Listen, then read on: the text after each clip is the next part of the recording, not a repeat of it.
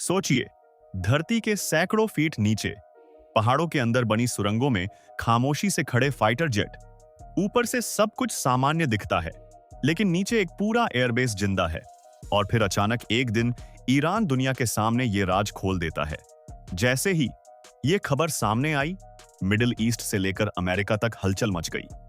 सवाल सीधा है, ईरान ने आखिर ऐसा क्या बना लिया है जो जमीन के नीचे छिपाकर रखना पड़ा? इस कहानी को समझने के लिए थोड़ा पीछे जाना जरूरी है। 1979 की इस्लामिक क्रांति के बाद ईरान और पश्चिमी देशों के रिश्ते खराब हो गए। इसके बाद अमेरिका और उसके सहयोगियों ने ईरान पर कड़े प्रतिबंध लगा दिए। इसका सबसे बड़ा असर उसकी एयरफोर्स पर पड़ा, क्योंकि वह नए फाइटर जेट खरीद ही नहीं सकता था। उस समय ईरान के पास F-14 टॉमकैट, F-4 फैंटम और F-5 टाइगर जैसे अमेरिकी जेट्स थे, लेकिन समय के साथ ये पुराने होते गए। लेकिन यहीं से शुरू होती है ईरान की सबसे खतरनाक सोच, जो नहीं मिल सकता उसे खुद बना लो। ईरान ने धीरे धीरे अपने पुराने जेट्स को खोलकर उनकी टेक्नोलॉजी को समझना शुरू किया। इसे रिवर्स इंजीनियरिंग कहते हैं।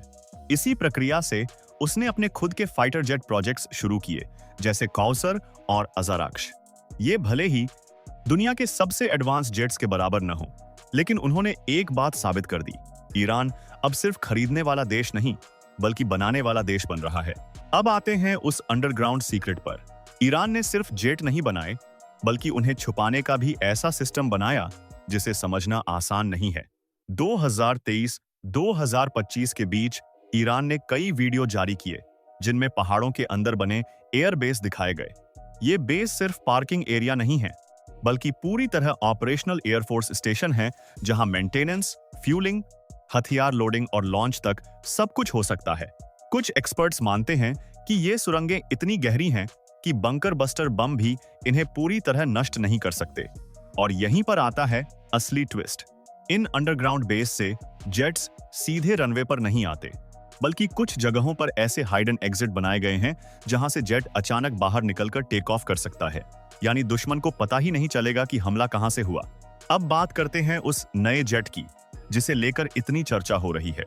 आधिकारिक तौर पर इसके बारे में बहुत सीमित जानकारी दी गई है, लेकिन जो रिपोर्ट्स सामने आई हैं, उनके अनुसार यह कोई पूरी तरह नया डिजाइन नहीं, बल्कि एक हाई लेवल मॉडिफिकेशन हो सकता है।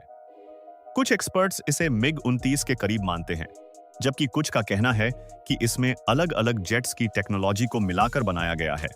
इस जेट की स्पीड करीब 2500 से 2700 किलोमीटर प्रति घंटा बताई जा रही है, जो इसे सुपरसोनिक कैटेगरी में रखती है। इसकी चढ़ाई की गति यानी क्लाइंब रेट इतनी तेज हो सकती है कि यह कुछ ही मिनटों में हजारों फीट की ऊंचाई पर पहुंच जाए। इसके अलावा यह 10 से 13 टन तक हथियार ले जाने में सक्षम हो सकता है, जिसमें air to air missile, anti ship missile और प्रिसिशन गाइडेड बम शामिल हो सकते हैं। अब जरा इसके इलेक्ट्रॉनिक सिस्टम को समझते हैं, क्योंकि आज के समय में असली ताकत सिर्फ स्पीड नहीं, बल्कि देखने और समझने की क्षमता में होती है। रिपोर्ट्स के मुताबिक इसमें मल्टी टारगेट रडार सिस्टम है, जो एक साथ 15-16 टारगेट ट्रैक कर सकता है। साथ ही इसमें इलेक्ट्रॉनिक वॉरफेयर सिस्टम भी हो सकता है, जो दुश्मन के रडार को ब्लॉक या भ्रमित कर सके। लेकिन असली गेम तब बदलता है जब इस जेट को ईरान के पूरे डिफेंस नेटवर्क के साथ जोड़ा जाता है। ईरान के पास आज हजारों किलोमीटर रेंज की बैलिस्टिक मिसाइलें हैं, एडवांस एयर डिफेंस सिस्टम है, और सबसे महत्वपूर्ण एक बड़ा ड्रोन नेटवर्क है। शहर सीरीज के ड्रोन कई संघर्षों में इस्तेमाल हो चुके हैं। जब एक फाइटर जेट इस पूरे नेटवर्क के साथ काम करता है, तो यह सिर्फ एक विमान नहीं रहता, बल्कि एक फ्लाइंग कमांड सिस्टम बन जाता है। अब तुलना करते हैं दुनिया के सबसे एडवांस जेट्स से। F-22 रैप्टर और F-35 लाइटनिंग II जैसे जेट्स स्टेल्थ टेक्नोलॉजी से लैस हैं, जो उन्हें रडार पर लगभग अदृश्य बना देती है। वहीं ईरान का यह जेट पूरी तरह स्टेल्थ नहीं है, लेकिन इसमें रडार सिग्नेचर कम करने की कोशिश जरूर की गई होगी। अब एक और बड़ा सवाल, क्या ईरान ने यह सब अकेले किया? कुछ रिपोर्ट्स इशारा करती हैं कि रूस से इंजन टेक्नोलॉजी या मिसाइल सिस्टम में मदद मिली हो सकती है, जबकि चीन से इलेक्ट्रॉनिक सिस्टम और रडार टेक्नोलॉजी में सहयोग मिला हो सकता है। हालांकि इसका कोई ठोस सार्वजनिक सबूत नहीं है, और ईरान इसे पूरी तरह अपना प्रोजेक्ट बताता है। मिडिल ईस्ट के पावर बैलेंस पर इसका क्या असर पड़ेगा? यह सबसे बड़ा सवाल है। इजराइल पहले से ही दुनिया की सबसे एडवांस एयरफोर्स में से एक रखता है। सऊदी अरब और यूएई भी हाई टेक हथियारों से लैस हैं। ऐसे में ईरान का यह कदम एक नई आर्म्स रेस को जन्म दे सकता है। लेकिन कहानी यहीं खत्म नहीं होती, क्योंकि कुछ एक्सपर्ट्स मानते हैं कि यह सिर्फ शुरुआत है। जिस तरह ईरान ने अपने मिसाइल प्रोग्राम और ड्रोन टेक्नोलॉजी को तेजी से आगे बढ़ाया है, उससे यह अंदाजा लगाया जा रहा है कि आने वाले सालों में वह और भी एडवांस, शायद 5वीं पीढ़ी के फाइटर जेट दुनिया के सामने ला सकता है। अब जरा सोचिए, अगर भविष्य में ये अंडरग्राउंड बेस पूरी तरह एक्टिव हो जाते हैं और इनमें से दर्जनों जेट एक साथ अचानक आसमान में निकलते हैं, तो किसी भी दुश्मन के लिए यह कितना बड़ा सरप्राइज होगा। यही है ईरान की असली रणनीति। छिपकर तैयारी करो और सही समय पर दुनिया को चौंका दो। लेकिन एक सच यह भी है कि असली ताकत सिर्फ दिखाने से साबित नहीं होती, उसे परखने के लिए असली परिस्थितियों की जरूरत होती है। इसलिए यह कहना अभी जल्दबाजी होगी कि यह जेट वाकई गेम चेंजर है या सिर्फ एक स्ट्रैटेजिक मैसेज। फिर भी इतना तो साफ है कि जमीन के नीचे से निकला यह जेट अब सिर्फ एक मशीन नहीं, बल्कि एक संकेत है। एक संकेत कि आने वाले समय में युद्ध सिर्फ आसमान में नहीं, बल्कि जमीन के नीचे छुपी रणनीतियों से भी तय होंगे। आखिर में अगर पूरी कहानी को समझें, तो ये सिर्फ एक फाइटर जेट की कहानी नहीं है। ये एक सोच, एक रणनीति और एक मैसेज की कहानी है।